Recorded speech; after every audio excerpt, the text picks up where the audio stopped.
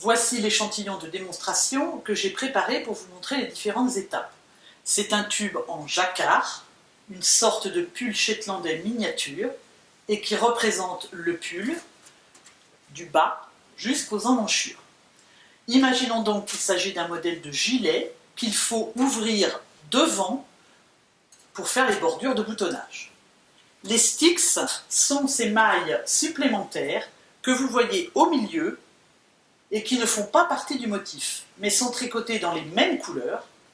Elles doivent être prévues dès le début dans le patron et ne peuvent être rajoutées a posteriori. Vous voyez qu'elles sont présentes du bas jusqu'en haut du pull. J'ai donc tricoté le gilet en rond avec ces motifs, plus 5 mailles de sticks à l'endroit où le gilet doit s'ouvrir.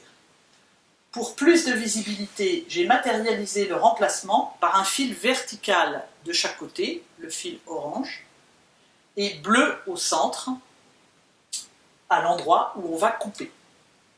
Les sticks doivent toujours être en nombre impair, car on va couper dans la colonne du milieu, entre les deux brins de la maille centrale, c'est-à-dire pour mon échantillon dans la maille numéro 3. Il y aura 2 autres sticks de chaque côté, on a donc bien une symétrie.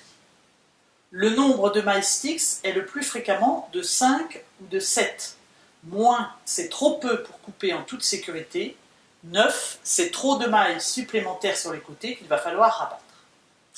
La méthode d'utilisation des sticks est donc la suivante. On va d'abord rentrer les fils du jacquard à l'intérieur. On va ensuite consolider les sticks, puis couper au milieu et replier les bordures sur l'intérieur, sur lesquelles on relèvera ensuite les mailles pour les bordures de boutonnage.